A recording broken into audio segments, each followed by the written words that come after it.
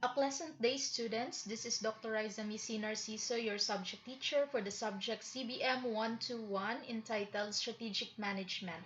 So, after discussing the important points in strategic management, vision, mission, values, external and internal environment, we will now move on in identifying the role of setting a strategic objective in realizing long term plans. So, in deepening your understanding regarding strategic management, it is very important to grasp the role of setting a strategic objective, thereby helping in realizing future plan. So right now, we will be familiarizing the meta language used for this unit. First, we have objective. This is a strategically desired outcome that must be managed effectively if the organization is to continue to fulfill its purpose. Setting objectives convert vision and mission into specific performance outcomes. Objectives must be set for financial performance and strategic performance for success. Second is the balanced scorecard. So is a documented set of objectives and measures grouped typically into four perspectives. A balanced scorecard is a strategic management performance metric used to identify and improve various internal business functions and the resulting external outcomes. Balanced scorecards are used to measure and provide feedback to organization. Third is critical success factors or CSFs. So are the factors that primarily account for an organization's success in achieving its strategic purpose. Critical success factors are derived from an organization's mission and strategic goals. CSFs drill down into these objectives to get to the heart of what you need to achieve and how you will achieve it. So once you've identified your CSFs, you can also develop the key performance indicators or KPIs. So KPIs are targets used to monitor progress on strategy related incremental objectives. I think you are already familiar with the term in the last big picture since it was already discussed before. So to reiterate, the role of KPIs in the strategic planning process stems from the belief that KPIs provide a measurable and objective standards by which business leaders can track progress and implement change. So next is strategy maps, which refers to a pictorial representation of the relative order of balanced scorecard perspective, which are used to illustrate cause and effect. So strategy maps helps you identify key goals and uncover gaps in your strategy. So before you set anything in stone and initiate execution, these maps also help display how intangible company resources, including employee knowledge and customer relationships, generate strategic value. And finally, we have the strength, weaknesses, opportunities, and threats, or SWOT, which was already mentioned and discussed in the previous topic. That refers to a mnemonic framework used to strategically analyze an organization's strengths and weaknesses, or concerned with external factors and opportunities and threats, so arising because of changes in external factors. So at this point, let us now begin discussing the details of this unit. First component we will discuss in detail is the term objectives. So this is not new to us. In fact, in our existence, we are always encouraged by our parents, teacher, peers, and others to set an objective in life. But why is that so? Does setting objectives really help you? So personally, setting long-term objectives makes your life and career path organized. So since all your actions are tailored in what you want to become. So in business, strategic objectives are the big picture goals for the company. They describe what the company will do to try to fulfill its mission. Strategic objectives are usually some sort of performance goal. For example, to launch a new product, increase profitability, or grow market share for the company's product. So objectives must be meaningful and clear to the people who use them and linked to realistically measure of progress so that those managing the objectives will know in enough time if it is necessary to intervene and make appropriate changes. So to establish clarity in objectives, conventional objectives should be SMART. So SMART stands for specific, measurable, action oriented or achievable, realistic, and time bounded. So setting it this way can possibly attain your long-term objectives in clarity. So let us now discuss this mnemonic one by one. First, we have specific. Specific means or referring to something unique and is the opposite of general, broad, or vague. Therefore, a specific goal should detail where you want to arrive. It goes without saying that your goal is to make a profit or to sell more. So these are general goals, so not examples of SMART goals in companies. So sell what, where, to whom. So an example of SMART goal with respect to the specific feature could be I want to sell more high quality sports products in my 4 stores located in malls to take advantage of the effect of a sports festival that will happen in my city. So in this case, it is very specific, not a general one. So second is measurable. When we refer to measurable, it's not only to define a measurement, a number to be achieved, but also that its objective can be ascertained objectively, not subjectively. For example, if we were to establish the goal to make 75% of the city's children happy, there would be no way to measure it since it's subjective. No, how to measure happiness? So this criterion is subjective and impossible to measure.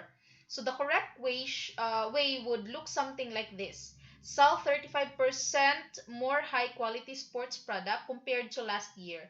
So in the 4 stores located in malls to take advantage of the effect of a sports festival that will happen in my city.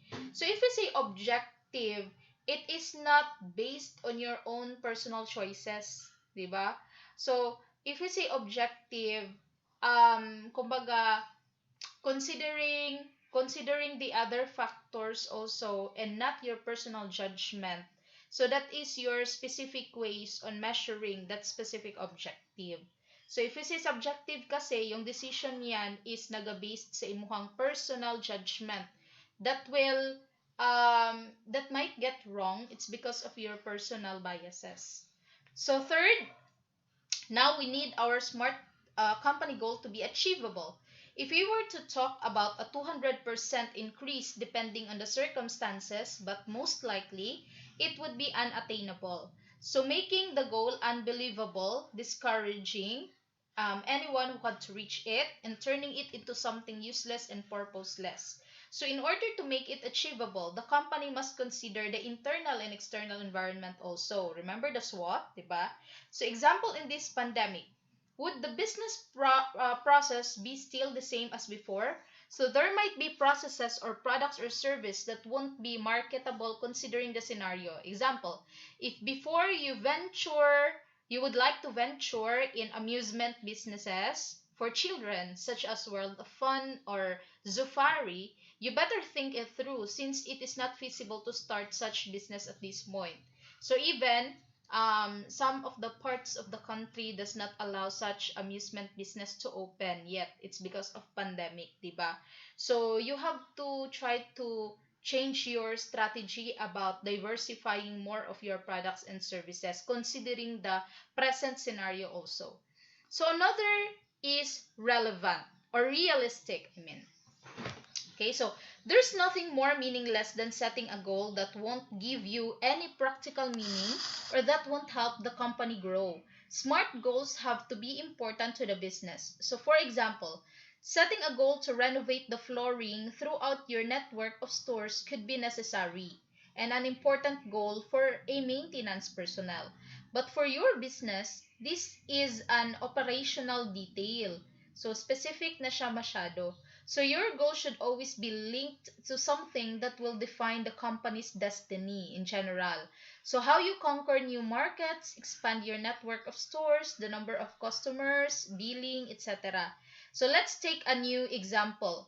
So more comprehensive for a company and quite relevant.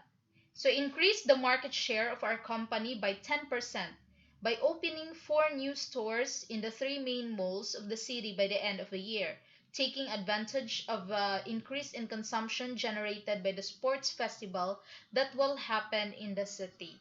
So by saying that 10%, before you declare nga 10% yung gusto mo na increase in the market share, you should have conducted something about feasibility study or research that that 10% is really achievable or really realistic. So do not just name some percentage which is you are not sure if it can be achieved or not. Okay, now we've reached the last feature of our SMART goals, the time bounded. So it's a date, a time to reach the goal. So example in our case, it could be to achieve the 35% increase in the sales by the end of the year. Diba? So naka-specify jud nga by the end of the year. Another is in a fast food network, open 25 new stores by the end of the year. 10 in our state and 5 in each of the 3 neighboring states. So as seen, it's very specific. No? So in this way, all your actions in a year is targeted in achieving these SMART objectives. So personally speaking, I usually use this SMART, no? Kasi yung goals and objectives natin, it really must be specific, measurable, achievable, realistic, and time bounded. So just like in a simple way when you put your life objectives. So if your long-term objectives is you really want to graduate, so kindly specify it when. Kasi you can graduate anytime or you can graduate 5 years from now or 10 years from now, no? So you must be specific about it. So if based on the curriculum, you can graduate by this year or 2022. So you must really claim that you can really graduate with it, no? With its time frame na giset nimo. Kay kung dili na nimo maset manggod, there would be chances nga tanan actions nimo hilig na lang ka mag-procrastinate. Sige lang, di bitaw na mo hawa si UM kay makagraduate ra lagi ko. So dili ana, it must be very specific for you to achieve that long-term goal. Okay, so next is that it is also important to note that objectives must not be too many, meaningless, meaning you have to explain what's in it to your employee. So objectives must also not be useless or old. So considering the present scenario should top always, no? Or myopic. So it must be foreseeing and linked to the bigger picture, not in a short-term goal only. Remember that if we say strategic management or strategic objectives, it is really tailored on the long-term objectives, not the short-term objectives. So in short, it should not be selfish and easy to do to the detriment of others. So remember, it is also not one-sided nga ang company lang ang makabenefit ana. So it must be holistic, no? So inconsistent, so meaning all objectives must work synergistically. So pets, it must not be pets. It should not be favorites of vested interest to the detriment to the bigger picture. It is non-agreed, so there must be consensus. So all affected parties should be consulted, and it must not be complex. It must be kept simple to be understandable. So do not use sophisticated term. Kana ganing mga terms nga wala diri wala didto. Okay, to better understand it well, and to better communicate it to the employees, all terms must be kept in simple. Okay, so let us now discuss the critical success factors. So CSFs are derived from your organization's mission and strategic goals. CSFs drill down into these objectives to get to the start of what you need to achieve and on how you will achieve it. So once you've identified your CSFs, you can also develop your key performance indicators or KPIs. So KPIs are specific measurable criteria that managers use to assess performance. So they provide the data that enable organizations to decide whether CSFs have been met and if goals have been achieved. KPIs are typically more detailed and quantitative than CSFs. For example, the CSF substantially increased sales volume in Asian markets. No? So, medyo general siya. So, it could generate the KPIs, increase sale values in Asian markets by 12% against previous year by year end. So, meaning, KPI is more specific than CSF because KPI is the main determinant if you achieve the CSF pattern in the VMV or the vision, mission, and values. So yung main determinants, kasi yung term niya nga for the KPI na indicator. So yun yung determinant natin na yung giset natin na CSF was achieved or not. In which ang CSF naman is crafted from the set na to na vision, mission, and values. So that's how you're going to check your strategic objectives. So the company have the freedom to identify CSFs in their strategic plan.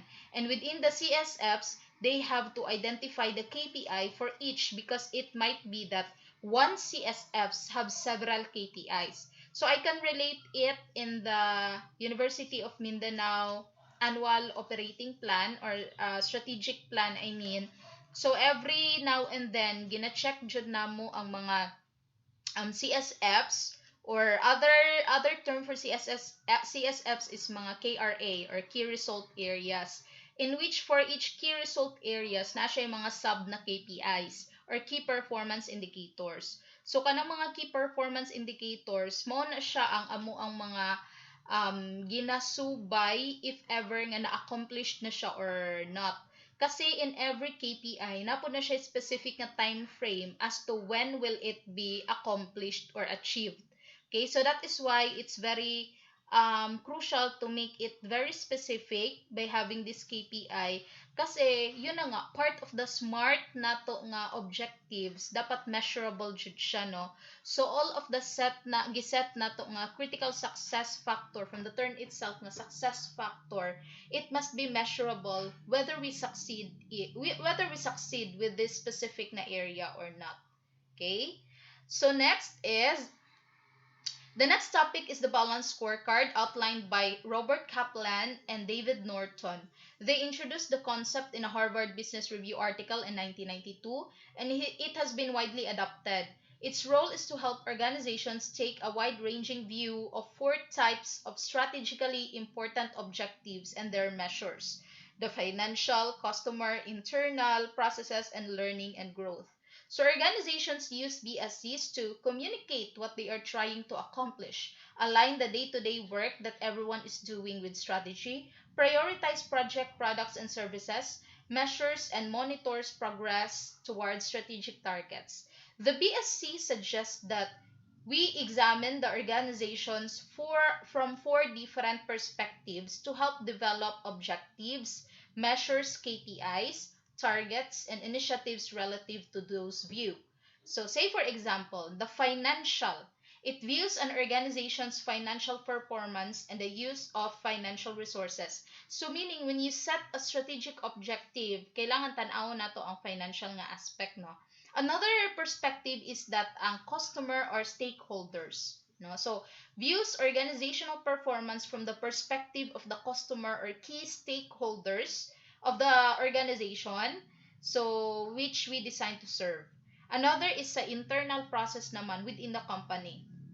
It views the quality and efficiency of an organization's performance related to the product, services, or other key business processes. And the last one is the organizational capacity or learning and growth. It views human capital, infrastructure, technology, culture, and other capacities that are key to breakthrough performance. So in short, in order for you to create a good strategic plan, dapat dili jud one-sided. Like you are only just considering the welfare of your company. So different stakeholders must also be checked na kasi from the name itself na balanced, it entails a give and take contributions to all players due to its interrelated relationship. So one cannot live without the others. So in relation, we will also tackle about the strategy map. So in managing a strategic balance scorecard, possible strategic causes and effects should be worked out to develop objectives and measures and to review their progress over time. So one of the most powerful elements in the BSC methodology is the use of strategy mapping to visualize and communicate how value is created by the organization. Strategy mapping can vastly improve any strategy communication effort. Most people are visual learners, and so a picture of your strategy will be understood by many more employees than a written narrative. Okay, agree. So plus the process of developing a strategy map forces the team to agree on what they are trying to accomplish in simple, easy to understand terms. So with a well-designed strategy map, every employee can see how they contribute to the achievement of the organization's objective. So the example in the slide demonstrates how a business might organize their strategic objectives across the four perspective of the balanced scorecard. So arrows are used to illustrate the cause and effect relationship between the objectives. So by following the path of the arrows, yun. By following the path of the arrows, you can see how the objectives in the lower perspective drive the success of the higher ones. So these causal relationships are central to the idea of strategic planning and management with a balanced scorecard. So if you improve knowledge and skills and improve tools and technology in the organizational capacity perspective, you will more easily increase process efficiency and lower cycle time in the internal process perspectives. So if you do those things, you will more easily lower wait time and so on. So strategy maps are like the conceptual framework of a research or a thesis study. So just by looking at the figure, you will easily learn about what the research is all about. So as a research person, if I have doubt about the research title, I usually proceed to the conceptual framework page in order to understand it quickly. So presenting in visuals is a must since a lot of employees are visual learners and prefer it than reading a lengthy paper that can lead to boredom. So example, it is more preferred that PowerPoint presentation possess a lot of graphics than a wordy one because in fact we all know how to read and write, diba? So what everyone wants is to understand the topic. So to better understand it, mas nindo tong mga pictures and graphics ang nakashow. So the last topic is about the SWOT analysis. So I know that every one of you right now already have an idea about this famous strategy. So in the internal environment, strengths are the factors that give an edge for the company over its competitors, while weaknesses are factors that can be harmful if used against the firm by its competitors. So for external environment naman, opportunities are favorable situations which can bring a competitive advantage while threats are unfavorable situations which can negatively affect the business. So SWOT can be done by one person or a group of members that are directly responsible for the situation assessment in the company. So basic SWOT analysis is done fairly, easily, and comprises of only few steps. First, listing the firm's key strengths and weaknesses and identifying opportunities and threats. Some strengths or weaknesses can be recognized instantly without deeper understanding of the organization. But usually, the process is harder and managers have to look into the firm's resources, land, equipment, knowledge, brand equity, intellectual property, etc., or core competencies, capabilities. So in the functional areas, management, operations, marketing, finances, human resources, and our research and development, you can also look for organizational culture, value chain activities, and a lot more. So often, companies' internal factors are seen as both strengths and weaknesses. So at the same time, it is also hard to tell if a characteristic is a strength or weaknesses or not. So that is one of the dilemma of most of the managers to really identify if kani ba jud siya is strength ba jud ni or weaknesses namo. So for example, firms organizational structure can be a strength, right? So a weaknesses or neither. So in such cases, you should rely on okay, para ma-check dyan nato kung strength ba jud siya og weaknesses, you should rely on clear definition. So very often, factors which are described too broadly may fit both strengths and weaknesses. For example, brand image, which might be a weakness if the company has poor brand image. However, it can also be a strength if the company has the most valuable brand in the market, valued at billions. So therefore, it is easier to identify if a factor is a strength or weakness when it is defined precisely. So another is look into benchmarking. The key emphasis in doing SWOT is to identify the factors that are the strengths or weaknesses in comparison to its competitors. For example, 17% profit margin would be an excellent margin for many firms in most industries, and it would be considered as a strength. But what if the average profit margin of your competitors is 20%? Then, company's 17% profit margin would be considered as a weakness. Then you can also try the VRIO framework, in which we detailedly discussed in the previous topic. This is a resource that can be seen as the strength if it exhibits VRIO. So, characteristics, I mean, yung valuable, rare, and cannot be imitated and organizable. So otherwise, it doesn't provide any strategic advantage for the company. So on the other hand, opportunities and threats are the external uncontrollable factors that usually appear or arise due to the changes in the macro environment. So industry or competitors' action. Opportunities represent the external situations that bring a competitive advantage if seized upon. So threats may damage your company, so you would better avoid or defend against them. So where to look for them? So you can utilize the pestle analysis, which was discussed previously. It represents all the major external forces, yung micro external and macro external forces. So commonly, it's the political, economic, social, technological, environmental, and legal affecting the company. So it's the best place to look for the existing or new opportunities and threats. So you can also look for the competition. Competitors react to your moves and external changes. So they also change their existing strategies or introduce new ones. So therefore, the company must always follow the actions of its competitors as new opportunities and threats may open at any time. And you can also check the market changes. So the most visible opportunities and threats appear during the market changes. So market converge, starting to satisfy other market segment needs with the same product. New geographical markets open up, allowing the firm to increase its export volumes or start operations in a new country. So often niche markets become profitable due to technological changes. So as a result, changes in the market create new opportunities and threats that must be seized upon or dealt with if the company wants to gain and sustain competitive advantage. And I want you guys to rewatch the previous videos regarding the SWOT analysis, because in there I also discussed about how to write a strategy using the SWOT matrix in detail. Okay? So, naa po dito yung mga additional, di ba? Additional nga mga discussion regarding how to identify the internal environment, such as the strength and weaknesses, and the external environment, which is the opportunities and threats.